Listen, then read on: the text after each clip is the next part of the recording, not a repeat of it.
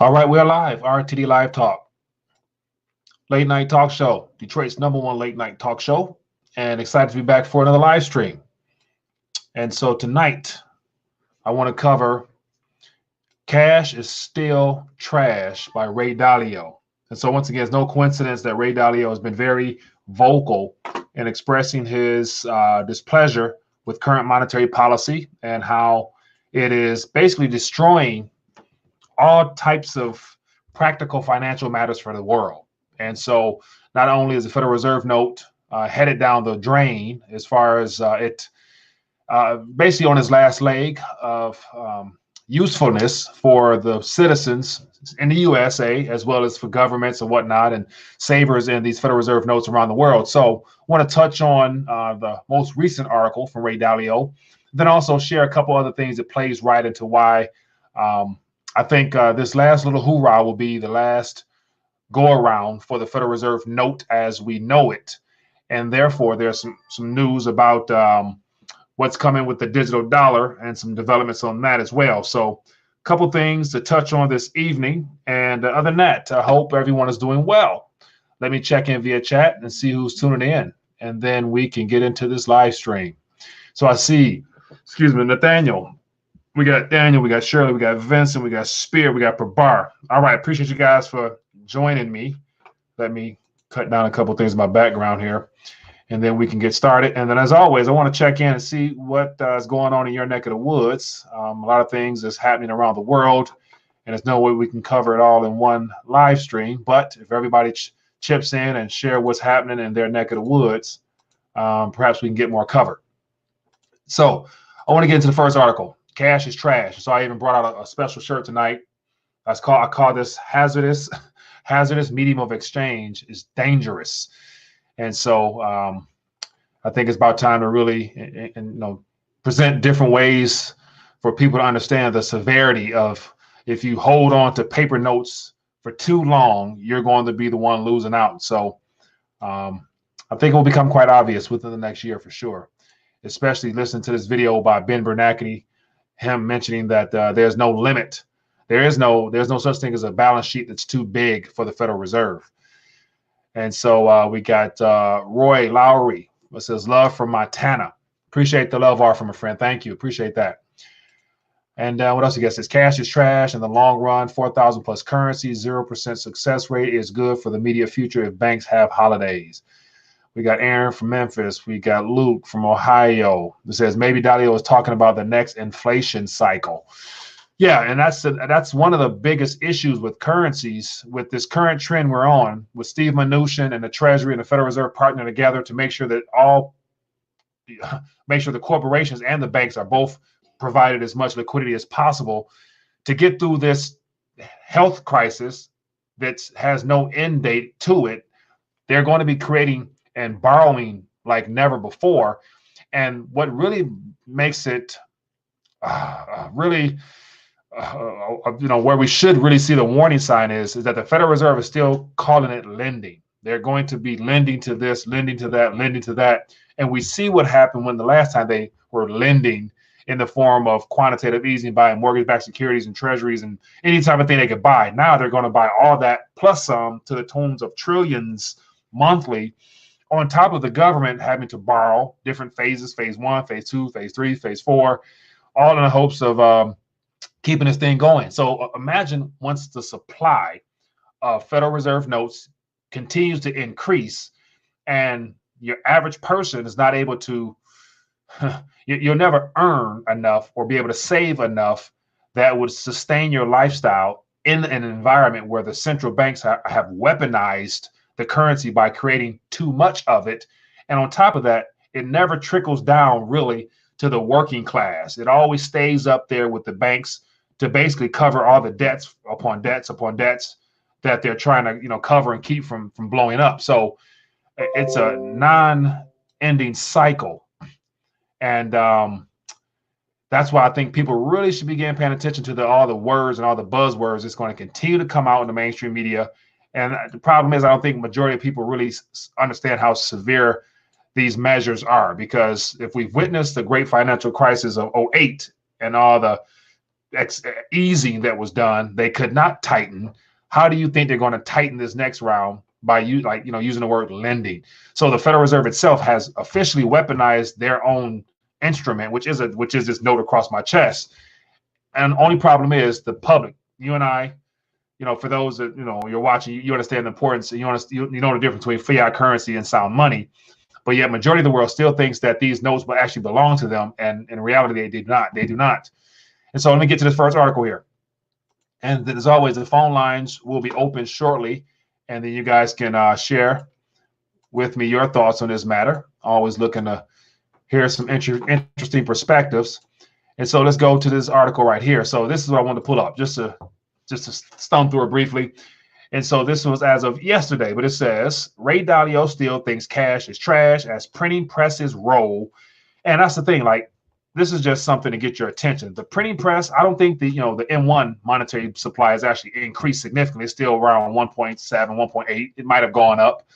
But yet another thing that I think we need to pay attention to is that it looks like as of next Tuesday, Steve Mnuchin and IRS, they're working to make sure that everyone who qualifies for that stimulus for the public is going to be in their direct deposit. So think about this. Not only are the corporations getting bailouts, the banks are providing those bailouts. Therefore, they get to oversee all these reserves and to the tune of trillions for the most part. And then the banks also are being incentivized to lend, and the Federal Reserve has opened up a new lending window, a new buying mechanism where they're going to buy those SBA loans. So there's no loss whatsoever to the commercial banks while they're easing. Federal Reserve is easing. And then think about this. I heard Steve Mnuchin mention that they would prefer not to actually have to send physical checks through the mail. They want it directly deposited. So think about that 300 or I think it's about 350 million or billion, I'm thinking, or give or take that, just going to the public for those 1,200 stimulus, 500 for your kids. And so that's going to be directly deposited into the same banks as well. So the banks get basically a triple whammy. They get some bailout funds, they get the corporation lending stuff, and they get your direct deposit funds all within their grasp. So that is more than enough liquidity for the banks themselves. But it says Ray Dalio thinks there are better assets to hold than cash as central banks print and increase their reserves and keep interest rates low in response to this pandemic. He's quoted as saying, "Please remember that while it doesn't move around in value as much as other assets, there is a costly negative return to it. A negative return to it." The billionaire investor said during a Reddit Ask Me event on Tuesday, quote, "So I think that cash is trash relative to other assets, particularly those that retain their value or increase their value during reflationary periods, i.e. some gold and some stocks." And so not only as a response to this pandemic, supposedly, will central banks around the world be creating all types of reserves, and eventually the commercial banks, turning those into actual physical cash up until a certain point. And that's why I think there's an article I'm going to share with you guys where they will not be dealing out cash anymore, because they're going to definitely have to roll out that digital e-dollar pretty soon. And there's some information coming up about that. But it does not retain its value. So there's an unlimited amount of reserves that will be brought into existence, which basically provides more competition for the very same thing that we work for and that we save, basically making it or providing a negative return, because there's no positive for holding large amounts of cash if it's not actually out there doing something or producing something for you in the short term, because we all know that there's no long-term value in parking paper notes in a bank account or hiding it under your mattress, because you are the loser of that. And so it says here, having the world's printing press to produce the world's currency is the equivalent of having the world's most important asset, especially in times when so many people need the world's money. He wrote, "I think a lot about what money is worth and believe that it has no intrinsic value." So here we have a billionaire investor bashing cash. And so I pay attention to stuff like this because it's one thing for, you know, a guy on a YouTube channel to say cash is trash. Just people be like, oh, you know, this guy, he don't know, you know. But yet we have a billionaire investor that's in charge of billions of funds, leads of one of the biggest corporations for investing, and he's saying that, you know, money is worth and believe that it has no intrinsic value. That's, you know, coming directly from the horse's mouth. And then what really caught my attention is this video here, and I'll actually put this in the, so right around this point right here, the interviewer, David Wessel, he asked Ben Bernanke, this was as of yesterday. This was, so this video initially was, it was initially private. So I watched this yesterday, watched the whole thing. And right around here, I'm going to play this. And you guys can hear exactly the question. And let me know what you guys think. Or it's a question about, you know, is it of concern to you? You know, can the Federal Reserve's balance sheet actually get too large? Economy. As you mentioned, Ben, the Fed has aggressively increased its balance sheet. It's now approaching $6 trillion. Soon it will be twice the size it was when you left the Fed in 2014.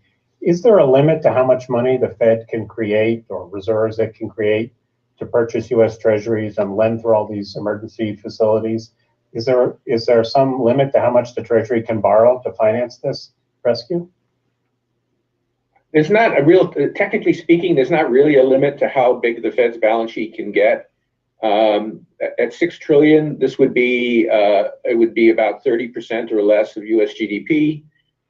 In Japan, I don't know the exact number, but on the order of 80 or 90% of GDP is the size of the Bank of Japan's balance sheet. So it could be bigger. Much of the increase is temporary. For example, much of the increase is temporary. Commercial paper facility, for example, those are short-term loans. Short-term loans, right? Okay, so it could be bigger. So, you know, as of right now, there's no concerns. You know, comparing Japan, and we know Japan is a unique case in and of itself, but yet those numbers over there are completely astronomical as far as them being, you know, with 200% debt to GDP type of things over there. So, but he said that as of right now, $6 trillion is not bad because it's only roughly 30% of the U.S. GDP. So that means that they still have room to go. Problem is, all those reserves has been brought to existence. They call it lending. And so once again, they're creating these reserves in an emergency measure to keep liquid corporations that have borrowed and gambled with all the funds that they had. So therefore, they have to paper over more. So it's a continuous paper game. So this casino is coming down. And we have people here talking about there is no limit to the reserves that they can increase. But the problem is you and I can never work or save to the ratio of which they can create in the trillions, you know, depending on how, no matter what you do as an investor or as a saver, you can only save or invest so much of this fiat currency before it becomes hazardous to your financial future. Because while they're printing trillions, we're being told to set aside funds, be responsible, save for a rainy day. And if you save, like, so this shirt here says, save and invest at your own risk. Because what they're going to do and what they're currently doing now, I think when people look back in history, they're going to wish they had gotten the jump a lot sooner. And so this is interesting, man. But anyway, doing too much rant. Let me check out the chat real quick. And as always, let me open up those phone lines and see if we can get some calls in. Should be good to go. And we can go from there, but won't be on long tonight. Just want to check in, share some thoughts. And so it says food is the best asset class there is, which I could buy. I wish I could buy a farm. They're dropping like flies. Jay, it's very true. And so as of next Thursday, for those that are expecting to receive some type of stimulus from the government via IRS, you're going to get something directly deposited around that time frame. And I like the thinking here, like, you know, a part of the strategy of how to take advantage of the remaining purchasing power of this Federal Reserve note is to look at it, in my personal opinion, in three ways. My three S's. You know, you can spend it, speculate with it, and buy things to save with it. So spend, speculate, and save. And I mean SAVE, not in regards to actually saving a lot of it. You need some of it to set aside, but saving it or redeeming it in things that, as Ray Dalio said, things that holds value over time. And we all know what those things are. But yet directly this upcoming week for that stimulus, getting your hands on some resources before this next supply chain meltdown takes place, which I believe will probably be in the next month and a half for sure, because common sense would tell us that if Wuhan or China itself was shut down for 70 days, and they're just starting to open up partially from what we're being told. And we're still on that, what, the 20th day or 16th, 17th day out of the 30 or how many ever. So, 30 days, no spread or whatever that is. So imagine we still, to even have something similar to a response at what they did, they were full lockdown for 70 days. So you imagine with all the workers in these food chain stores and grocery stores, getting ill now, it's going to be a lot of people real soon. It's going to rethink the concept of working in hazardous conditions for pennies on a dollar, in a sense, in comparison to your health, what your health is worth to you. So we're going to run into some issues real soon. And so getting these stimulus checks, putting them to good use as far as getting your hands on what you need, as far as your necessities first, second, things that preserve wealth, and third, keep a little something on hand for intermediary transactions that might come about or whatnot. But yet, as much as they're going to be printing this stuff, I think it's only right to begin re-strategizing how we would usually handle our finances if we were in a normal environment where interest rates were not, zero, damn near negative, real negative, and then they were, constantly. Mnuchin, here's the next article here. Mnuchin, secretary, says the government will not or won't run out of currency for small businesses. And so already today I read about them looking to get ready for that next. President Trump mentioned that they're getting ready now to ask for more currency for businesses and all that stuff like that. But mind you, all these funds for businesses go directly to the banks first, and the banks determine and how and who gets it. And of course, the small businesses that that this is designed to provide liquidity for, they're not going to get it, and it will not benefit them in the long run. So ultimately, it's going to end up back in the hands of the banks. And so JP Morgan never heard of Bitcoin, though. So what do you think about giving $25,000 to essential workers? $25,000 to essential workers, Jay Anon. So who's footing that bill? $25,000, is that Federal Reserve notes, or what is that? What exactly is that referring to? It says ground beef is $6 a pound in Publix here in Florida. The $8.85.15 stuff. All right, $6 a pound. Wow. Invest in gold, silver, and crypto. 10, 48, 4 times 8 raised bed structures. Says expect prices go up with all that currency flooding. Soulless, no doubt. Spanish flu wasn't a hoax. Don't listen to fearmongers like Chris Martenson, dude. That's another thing. Chris Martenson, he does a good job of analyzing and giving his scientific analysis on what's going on. But it's one of the things where, we're still truly trying to grasp a hold of the fact that there are people getting sick and there are a lot of people passing away. And so it's one of those things where, yeah, I personally, apart from listening to all perspectives to come up with my own strategies, working on your immune system, protecting yourself when need be. But other than that, not panicking or freaking out, because I think eventually it's going to work its way through the entire country. And the question will be, how does your body respond? I think ultimately is what it will boil down to if it comes to that. And then also, it looks like, John Hopkins has been given immediate FDA approval to begin providing a treatment type of thing using survivors' antibodies to inject people on the front line. So that's going to be interesting. But between Johnson & Johnson, Johns Hopkins University, and all these other institutions that were sitting in on that Events 201 event, how come they're the first responders to something that they were meeting about 5 months ago, and nobody such as our leadership in the White House don't seem to find that to be odd? So, yeah, man. It says uses data that comes from the World Health Crime Organization, which is headed by economists. Yeah, that's true, Chris. So once again, those numbers, just the John Hopkins numbers. John Hopkins can't be the media source for the entire world when we know China hasn't given us all their numbers, and John Hopkins is in bed with all the deep state operatives. So you really can't trust those numbers. On top of that, we don't know the true count outside of what we've gathered from certain sources about the total fatality in the country of China, which I would assume, is in the millions. And here we're still talking about, having, 9,000 or something like that, not even nowhere near what the common flu does within a single season itself. So, but anyway, let's keep moving right along. Get to the next one. And so let me see here. Where's this one?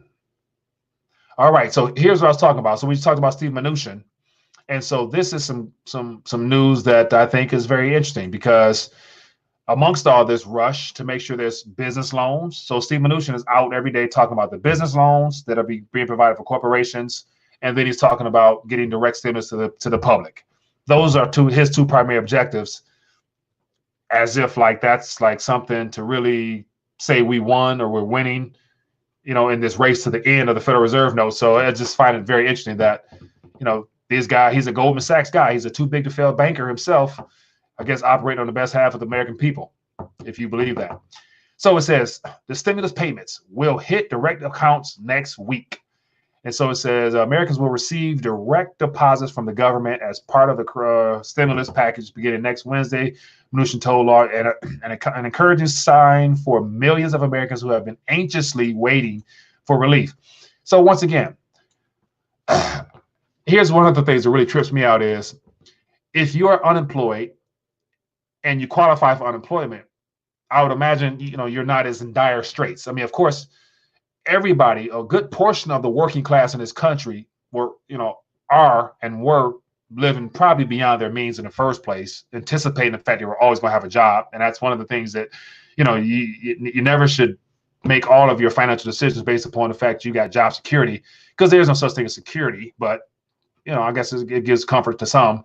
But yet majority of the people in this country have more house than they can afford, too many toys, too many cars, and too much credit card debt and student loan debts. So there's going to be massive defaults no matter what. So I don't think the people who are either still working or getting unemployment are actually anxiously awaiting $1,200 or whatever the household might be. So I don't know if people are anxiously waiting. I don't know. Is anybody out there watching right now anxiously waiting for relief, as if this one-time payment is going to really, help you get through, anything beyond a week, if that, It says lawmakers have been pressing the federal government for answers as to how and when it would distribute the cash payments, which amount to a one-time $1,200 payment for most Americans ever since Congress hastily passed a $2 trillion. So they passed a $2 trillion stimulus, but they're giving you a one-time $1,200 payment. And people are, I guess, anxiously waiting for this relief.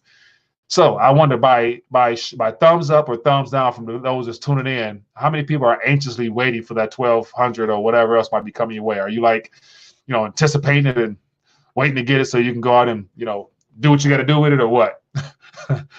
Oh man, this is a slap in the damn face.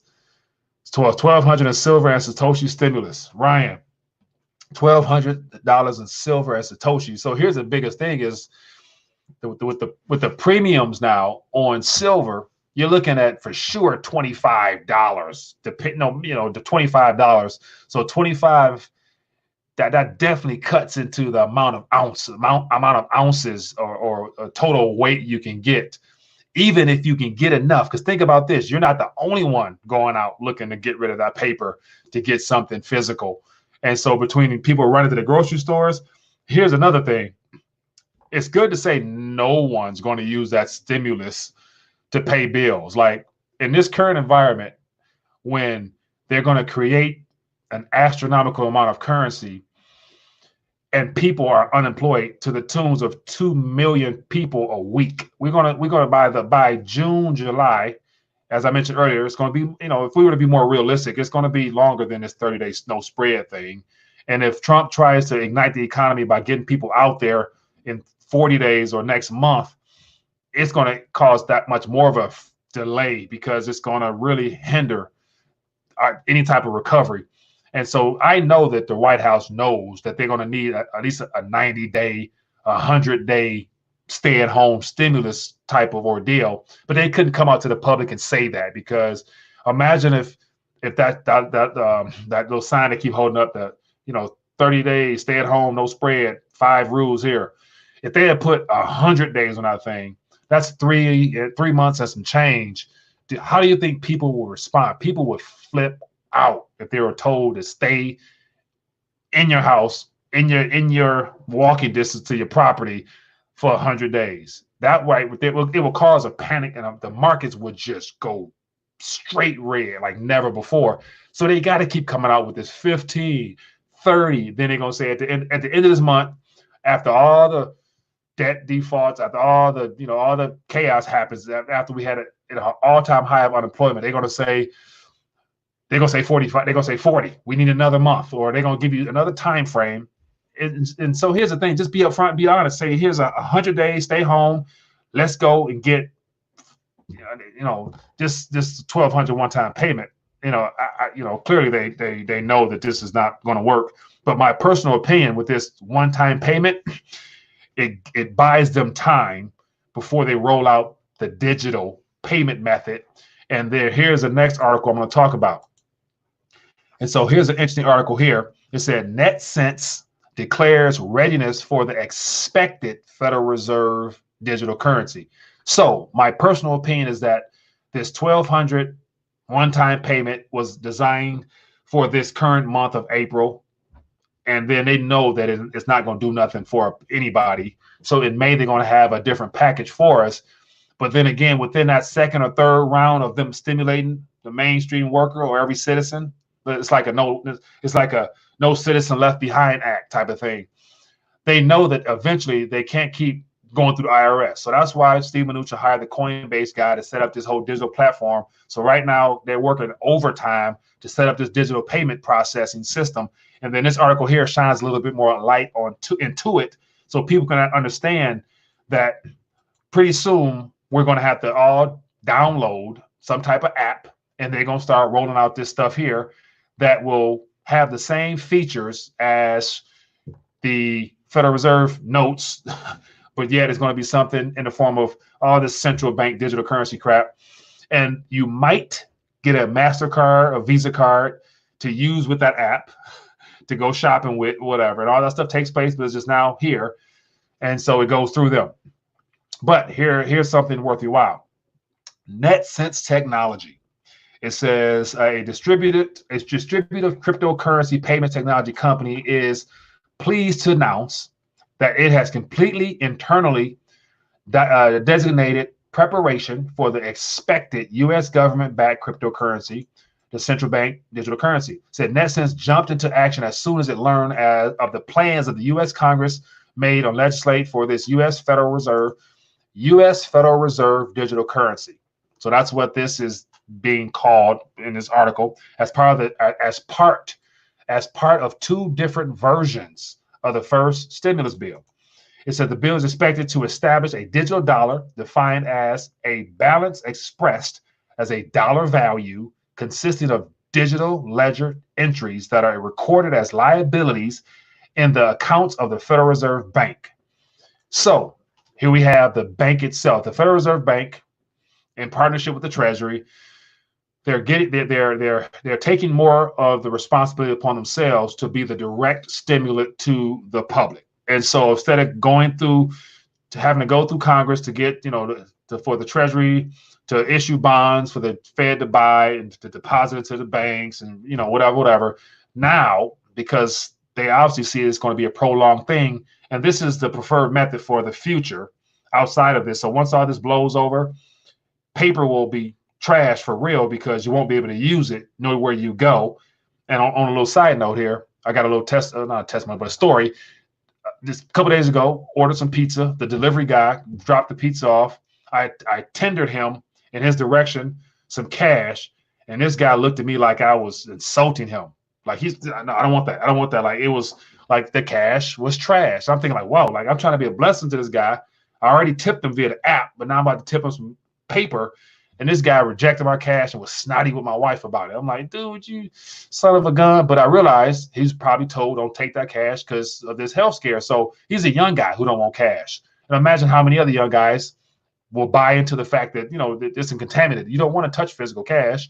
And so it won't be too hard to get the younger population to get rid of cash. and says an electric unit of value. That's what it's called. So this e-dollar, the Federal Reserve dollar, is an electronic unit of value, whatever the hell that means. Like, it's a unit of value. Nothing coming from a central bank has value in and of itself. It's only good for what you can get for it, what you can spend it for. That's it. You can't save these things for long periods of time because of the historical fact that they all return to zero at some point. It says redeemable by an eligible financial institution. So it's an electronic unit of value redeemable by an electronic. It says this will create a cryptocurrency backed and guaranteed by the U.S. federal government. The bill goes on to define a digital wallet and requirements that the U.S. chartered banks offer these wallets. So banks will be offering wallets. Can you say too big to fail banks probably will be offering these wallets? So can you say this is their attempt to create a stable coin labeled as it says here, an electronic unit of value? So basically, the Federal Reserve is rolling out stable coins as units of value, and you'll be getting something. You'll be getting something via email through your bank or directly from Mnuchin, say July or August, in my opinion. So, yeah, enough of me ranting. Anyway, let me check in with the chat real quick. And so let me see, phone lines. I don't think the phone lines have rung, so I don't know if anybody attempted to call. It says, I picked up a medium-sized John Deere tractor for today for $400. Really, Luke? Sound like a bargain there. Cash is hash. I keep telling you millennials with digital. It's too late now, man. You know, cash has already been stained. The fact that this health scare was the tipping point. Like, I was always wondering, how are they going to really get that by the public, saying that, you know, cash. I was wondering what was the narrative going to be for cash is, you know, something that we got to address now. Wow, what better way to scare the hell out of people by telling them that cash is a contaminant or carries or can carry on the surface of it with no problem. And so it's going to work. Reading this chat makes me want to leave society for good this time. Leave society. Really, Spirit King. To go where? We're all in the same boat, my friend. Scared of a fictions virus. Maybe I'm wrong, but I don't see this generation revolting. The 60s was maybe the last time the massive, yeah. Goldie, I would agree. I don't really see this current generation really getting pissed where people aren't. I'm not sure where that's at because we everywhere on this planet. It says and another thing is, let me pull this up to you. Here's something that you guys may or may not have noticed. But little news for you about traveling as all this unravels. Let me see here. So here's something here. This is just, I just typed this in real quick, but this is something we might all want to take a look at because U.S. halts issuing passports due to this virus concern. And so right now, because of this, you can't really leave the country anyway, because I think every country, to my knowledge, somebody let me know if I'm wrong, has closed their borders to contain their own issues. But think about this. As this blows over, when this blows through, there'll be no reopening borders without there being some type of unified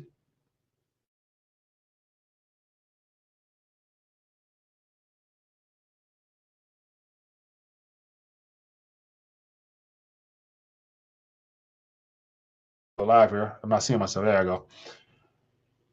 Make sure it's let me see, check this. Am I still lost control of something? All right, there we go. So yeah, so what I'm saying is right now passports you can't get one. So if you don't have one now, you can't get one. So they're going to change the rule. They're going to change the rules of the game after this blows through. It's going to be that Real ID 2020, which has been pushed off. They canceled it until next year. So that might bought us some time with it. But for sure, you will not be able to get a passport for the first time unless you have been vaccinated. And then you're going to have proof of vaccination to get a passport or to get on an international flight, hands down. It might even be domestic, but for sure to leave the country from this point on, you're going to have cooperated with the CDC and all the health authorities to make sure you got your shots and stuff like that. And you all know what we always think about, the vaccines and who's behind all that. So it says, RTD, your opinion whether or not mainstream precious metal dealers ever catch up with demand. Nick, great question there. And so I will be 100. I don't think that after the next maybe month, like all the major players right now, for the most part, are 20 days out expecting delivery. So it's like you buy now, and when it comes in, we'll send it. Here's the problem. You got a lot of people this month that will buy in panic mode to try to lock in prices that's already, pretty hefty. But I don't see all of the metal coming in at the end of April. And then if it does, that'll be the last shipment, because logistics will break down pretty soon. And this is all, we're still not on a mandatory lockdown. This is all essential, voluntary type stuff. But keep in mind, all true essential workers, FedEx people, hospitals, they've all been given paperwork saying that they are essential. And I even, have a family member that works for a logistics company, showed me their permission slip. And it says on the bottom, if there's any question as to the validity of this documentation, please call this number for verification. So we're still going to have a lockdown. I'm just saying that it'll be worth their while to say, if China did 70 days, we got to do at least 80 or 90, because they want this thing to run through the entire country. So because it's going to be longer than we expect, by May, June, we might end up seeing an official lockdown where you got to show paperwork and stuff like that. Because I heard stories about, where's this at?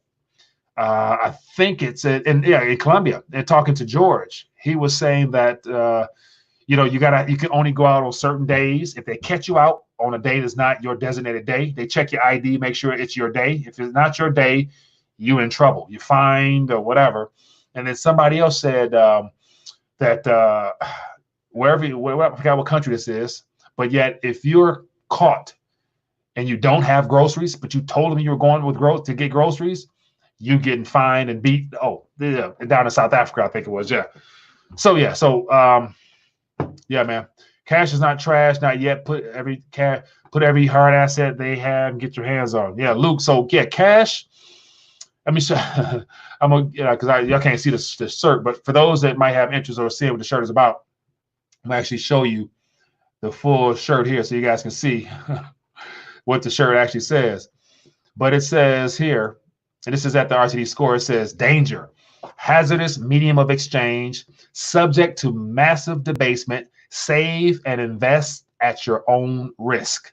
So it's one of them things where, knowing everything that's going on, it is a hazardous medium of exchange because it does not retain purchasing power, and it has a lifeline to it, but that lifeline is diminishing every trillion that comes off the printing press. That's more competition for the funds that we're told to hold or save and stuff like that. So Elbow Sanchez said Philippines is hardcore as well.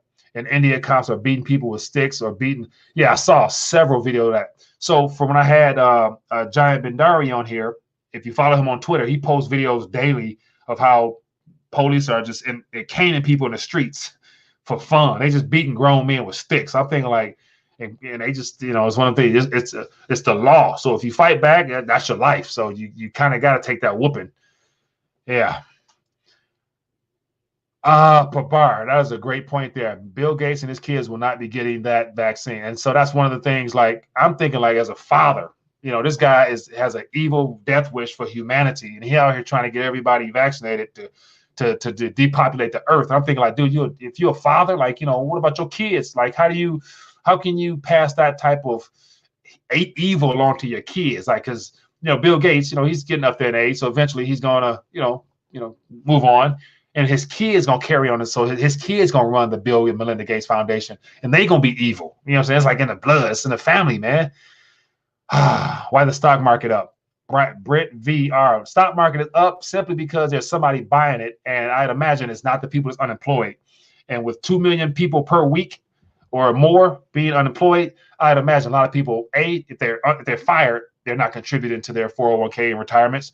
And if they're furloughed, they're not contributing to the. So who is actually buying those things would be the good question. And of course, We have the plunge protection team that's designed to keep the markets up in times like this. And then the Federal Reserve, maybe by the end of this year, might be buying stuff directly too. So the Dow Jones could probably go to 60,000 with no problem. But who's going to be in it? That's going to be the thing. And then when it's time to get out, you're getting out into a currency that will be worth a lot less than what it is to actually use it. And that's one of the things that I think about for retirees. Like right now, when the dollar when there's still confidence in the dollar, it still spins. Right now is the best time to enjoy these years while you can. But the problem is we all on lockdown in a sense. So think about this. You're retired, but yet you still can't really do nothing. And the currency that you are expecting to get 5, 10, 20 years from now is not going to really be of much value. And so my personal opinion, based upon the speed at which the Federal Reserve is promising to create reserves for the financial system, I'm thinking a year and a half max. By next year, this time, there definitely will be some obvious signs as to the problems with saving currency, because that digital stuff going to be present. You may not be able to get physical the way by that time. By next year, this time, physical might be definitely removed or being dialed down to where they're going to start putting time limits on currency like they did every other place. They'll give you up until the end of the month to turn in X amount of dollar for that new digital dollar that's going to be deposited in your e-wallet. So there's all types of crazy things that could happen. And so, yeah. Nikki Sticks says, RTD, any contact with Karatbars recently? Any contact? As far as me, you haven't reached out to them? No. And no, right now, they're rolling out some of the new products and services for June. So right now, it's kind of like that quiet time. You still can purchase and acquire your metals or whatnot, as well as your cash gold. And so that's pretty much all I know as of now. Daniel Rodriguez says, thank you for the updates and the consistency. Daniel, I appreciate that love offer, my friend. Thank you for being a blessing to the channel. And says, if you're sitting on some good stash of cash, what do you recommend doing with it? Mitch, great point, man. So seeing the attack against cash from the health scare where people don't really want to touch it. So if you got like physical cash, you got to deal with that, because pretty soon you won't be able to transact with it much because of how it's going to be branded as being, toxic. But if you have large bank accounts where you're at that 250 FDIC approved stuff, I think people are going to find out, how valid that is. And then if you do get liquidated, what will it buy you, 2-3 years from now, we're going to find out. So if you got large stacks of cash, I would say definitely look for real resources that are of intrinsic value now and in the future. Things that are undervalued, like today when I had drawing a blank, David Kranzler on. We ended by me asking him, give us some opportunities. What are some opportunities out there? And he was saying buying things that are undervalued. And so undervalued comes in many different sizes, forms, and shapes and colors, because if you have a unique skill set, you could probably find something that's relatively undervalued now that you can probably either use to create with or use to sell in the future, depending on what line of work you're in or whatever. But on a monetary sense, of course, metals. And then if you're into speculating, I personally believe that as this crypto stuff or this digital dollar stuff is rolled out via e-wallets, cryptocurrencies from a speculative perspective will be very beneficial for some that use it already. Of course, educate yourself beforehand. But I'm of the mindset that privacy coins within the next 6 to plus months will be a lot of people's favorites. So that's something that can be an early jump start on if you understand it and believe in it yourself. So it says USDC earns $1.50 yearly for holding it on Coinbase. Right. So here's the thing. Now that the e-dollar or the digital dollar is coming out and it's an official Federal Reserve coin, there's going to be some problems with the competition. So all these other stable coins. So watch. So here's something that we should keep an eye on, because Tether is the premier stable coin that's supposed to be backed by dollars or whatever. Everybody knows that they don't have all the dollars they claim they have. But Tether is the main stable coin, and then there's all the other ones underneath it. So there's 10, 20 by now. The Federal Reserve will not let that fly. So think about this. The Federal Reserve will definitely address the concept of stable coins because they don't want nobody to mistake it for the e-dollar or the Federal Reserve stable coin or whatever. So all those stable coins that have been used as a way for people to get in and out of regular cryptos, they're going to be dealt with. And so they're going to be dealt with, and the response will be a cataclysmic dropping of the current crypto market. So I can see a significant drop in the total market cap from whatever it is now or at that time to something like very spooky for a lot of people, because they're going to somehow, some way look to take down or call out on the carpet all these. They're going to try to make sure they're going to try to call out on the carpet all those stable coins, USDT, Tether, Maker DAO, dollar, and all that crap. And so a lot of people will be forced out of the game so that the e-dollar doesn't have any competition. So that's going to create a mass panic in the crypto market, and there's going to be some fire sales for those that still believe in the technology. And so Celestial says, thoughts on the one world currency? Will Russia, China, Iran, Turkey, etc. have a competing global currency basket against the USA, UK, Israel, etc., them backed by natural resources? Yes, my personal opinion is that in the scramble to reestablish confidence in the global system, as after all these currencies are, basically ran to the ground, the BRICS are still the BRICS, Russia, Brazil, Russia, India, China, and South Africa. South Africa is going through a hailstorm right now, so I'm not sure about that. But the BRICS, those countries in general, for the last 10 years, they've all been accumulating massive amounts of gold, and they're all naturally rich in resources. So it would not be hard to have all them countries come together and for a basket, or create their own individual baskets and peg it to a digital currency, but make sure that they're redeemable so that governments can reestablish trust amongst themselves. It's all about governments establishing trust amongst themselves. Governments themselves don't give a damn about whether or not the citizens have confidence because of legal tender laws. If you live in that country, you're going to have to use that currency or you won't be able to function in it. So they don't really care what currency they give you.